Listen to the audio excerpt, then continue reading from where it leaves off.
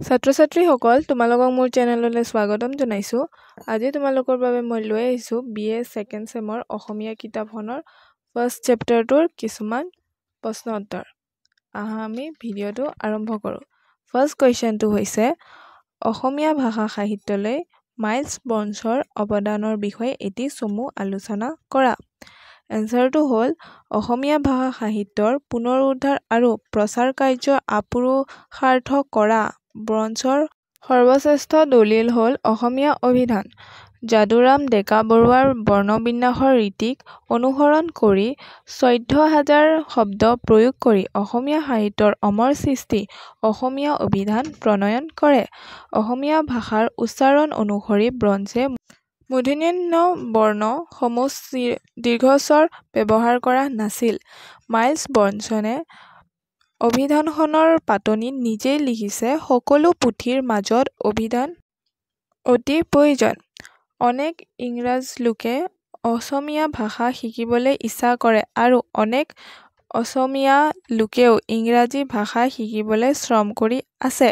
সকলে উপকাৰৰ নিমিত্তে অসমীয়া ভাষাৰে এই প্ৰথম অভিধান সমাপ্ত কৰিলেও ইয়াত ১৪,০০০ মান সৰু শব্দ আছে। তাৰ অৰ্থ অসমীয়া আৰু ইংৰাজী এই দুটা ভাষাৰে দিয়া হ'ল। হেমচন্দ্ৰ বৰুৱা হেমকোষ প্ৰকাশ পোৱাৰ আগলৈ এইখনে একমাত্ৰ অসমীয়া অভিধান বিষয়ক শব্দাৱলী পুথি আছিল। ব্ৰন্সৰ চাহাব জয়পুৰত থকা অৱস্থাত a spelling book and vocabulary in English Assamese স্পেইন এণ্ড নাগা নামৰ এখন পুথি প্ৰকাশ কৰিছিল। ইয়াৰ উপৰিও তেওঁ বাইবেলৰ কিছু অংশ অনুবাদ কৰে আৰু কিছুসংখ্যক স্তুতিৰ অসমীয়া ভাঙনি কৰে। ২ নম্বৰ কুৱেশ্যনটো হৈছে হেমচন্দ্ৰ বৰুৱাৰ সাহিত্যকৃতিৰ বিষয়ে চমুকৈ আলোচনা কৰা। এনচাৰটো হ'ল অসমীয়া ভাষা সাহিত্যৰ ক্ষেত্ৰত হেমচন্দ্ৰ বৰুৱাৰ অৱদান অনন্য। হেমচন্দ্ৰ বৰুৱা সমাজ আৰু ভাষা সংস্কাৰৰ সৃষ্টিমূলক সাহিত্যৰ উদ্ভাৱক, প্ৰবন্ধ লেখক, ব্যাকৰণ অভিধান প্ৰণয়ক, ব্যংগ সাহিত্যৰ ৰচক। অৰুণোদয় আঁচনিৰ বুকুতে হেমচন্দ্ৰ বৰুৱাই সাহিত্যিক জীৱনৰ পাতনি মেলিছিল। ১৮৫৬ চনত অৰুণোদয়ত সোণৰ চাঁদ ছদ্মনামেৰে প্ৰবন্ধ লিখি অসমীয়া ভাষা সংস্কাৰৰ কাৰণে মিছনেৰীসকলৰ বন্য-বিনাশৰ বিৰোধিতা কৰি কিছু পৰিমাণে কৃতকাৰ্যতা লাভ কৰিছিল। বাহিৰে ৰংচং ভিতৰে কোৱা-ভাতুৰী এখন উপন্যাসধৰ্মী ৰচনা। ইয়াৰ জৰিয়তে ইংৰাজ শাসনধৰ্মীয় অসমীয়া সমাজৰ ব্যভিচাৰ, কুসংস্কাৰ, ভণ্ডামি আদিৰ দৰে মাৰাত্মক ব্যাধিবোৰ আঁতৰ কৰাৰ কাৰণে চেষ্টা কৰিছিল। তদুপৰি হেমচন্দ্ৰ বৰুৱাই অসমীয়া বিবাহ পদ্ধতি নামৰ পুথিখনত বিধৱা বিবাহৰ সপক্ষে মত পোষণ কৰিছিল। এগৰাকী পুৰুষৰ ভাৰ্যাৰ মৃত্যুৰ পিছত তেওঁ যদি দ্বিতীয় পত্নী গ্ৰহণ কৰিব পাৰে তেন্তে বিধৱা গৰাকীয়ে কিয় দ্বিতীয় পত্নী গ্ৰহণ কৰিব নোৱাৰিব? সমাজৰ এই অন্ধবিশ্বাসবোৰ আঁতৰ কৰাৰ যত্ন কৰিছিল। বৰুৱাৰ আন আন পুথিবোৰ হৈছে আদিপাঠ, অসমীয়া ব্যাকৰণ, অসমীয়া ল'ৰাৰ ব্যাকৰণ, অসমীয়া পঢ়াশালী অভিধান পাঠ আদি স্কুলীয়া ছাত্ৰ-ছাত্ৰীৰ বাবে উপযোগীকৈ ৰচনা কৰা উল্লেখযোগ্য পুথি। হেমচন্দ্ৰ বৰুৱাৰ ৫০খনমান পুথিৰ ভিতৰত আদিপাঠ পৰীক্ষকৰ বিচাৰত শ্ৰেষ্ঠৰূপে বিবেচিত হয়। অসমীয়া সংবাদ-পত্ৰ জগতখনত হেমচন্দ্ৰ বৰুৱাৰ অশেষ অৱদান আছে। বৰুৱাৰ দ্বাৰা সম্পাদিত আছাম নিউজ, অৰুণোদয় কাকত বন্ধ হোৱাৰ সময়ছোৱাত প্ৰকাশ হৈছিল। সাপ্তাহিক সংবাদ-পত্ৰ দুটা ভাগত প্ৰকাশ কৰা হৈছিল, এটা অসমীয়া আনটো ইংৰাজী ৰূপত। বৰুৱাৰ মৃত্যুৰ পিছত অসম চৰকাৰৰ সাহায্যত ১৯০০ চনত হেমকোষ অভিধান প্ৰকাশ পায়। এইখনে বৰুৱাৰ সাহিত্যিক জীৱনৰ কীৰ্তিস্তম্ভ। ৩ নম্বৰ কুৱেশ্যনটো হৈছে চন্দ্ৰকুমাৰ আগৰৱালাৰ কাব্যকৃতিৰ বিষয়ে চমু পৰিচয় আগবঢ়োৱা। উত্তৰটো হৈছে চন্দ্ৰকুমাৰ আগৰৱালা আছিল ১৮৮৯ চনত প্ৰকাশ পোৱা জোনাকী আলোচনীৰ প্ৰথম সম্পাদক।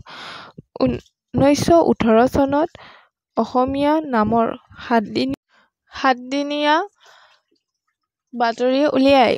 চন্দ্ৰকুমাৰ আগৰৱালা ৰোমান্টিক যুগৰ এগৰাকী ৰোমান্টিক কবি, ৰোমান্টিক বা নৱন্যাসৰ যুগৰ ত্ৰিমূৰ্তিৰ ভিতৰত চন্দ্ৰকুমাৰ আগৰৱালা অন্যতম। তেওঁ বনকুঁৱৰী নামৰ ৰোমান্টিক কবিতাটো জোনাকীত প্ৰথম বছৰৰ সংখ্যাত প্ৰকাশ পাইছিল। আগৰৱালাৰ কবিতাসমূহ জোনাকী আৰু বাঁহী প্ৰকাশ হৈছিল। আগৰৱালাৰ কবিতা পুথি ২খন, প্ৰতিমা ইয়াত ২৫টা কবিতা আৰু বীণ বৰাগীত ১২টা কবিতা সন্নিৱিষ্ট হৈছে। লক্ষ্মীনাথ বেজবৰুৱা আগৰৱালাৰ প্ৰতিমা সম্পৰ্কে কৈছে, প্ৰতিমাখন সৰু কিন্তু নিভাঁজ সোণৰ। বনকুঁৱৰী কবিতাটো প্ৰতিমা কবিতা পুথিৰ অন্তৰ্গত। চন্দ্ৰকুমাৰ আগৰৱালা কবিতাৰ প্ৰধান বিষয়বস্তু হৈছে প্ৰকৃতি, প্ৰেম আৰু সৌন্দৰ্য। মানৱতা, সহানুভূতি আৰু মুগ্ধচিত্তে প্ৰকৃতিৰ ৰূপ সৌন্দৰ্য বৰ্ণনা কৰা ৰোমান্টিক কবিসকলৰ বিশেষত্ব। চন্দ্ৰকুমাৰ আগৰৱালাৰ এই প্ৰাকৃতিক ৰূপ সৌন্দৰ্য লীলাৰ বৰ্ণনা ফুলা সৰিয়হৰ ডৰা, বনকুঁৱৰী, জলকুঁৱৰী কবিতাৰ মাজেদি প্ৰকাশ হৈ পৰিছে। তেজীমলা কবিতাৰ সজীৱ চিত্ৰও মানৱমাক আকৰ্ষণ কৰিছে। প্ৰতিমা কবিতা পুথিৰ অন্তৰ্গত কবিতাত কবিৰ প্ৰকৃতিৰ প্ৰেম পৃষ্ঠা অতি সুন্দৰ ৰূপত প্ৰকাশ পাইছে। কিন্তু কবিৰ বীণ বৰাগী কবিতাৰ মাজত বহিৰ্জগতৰ সৌন্দৰ্য আবদ্ধ নাথাকি অন্তৰ্মুখী হৈ আধ্যাত্মিক স্তৰলৈ গতি কৰিছে।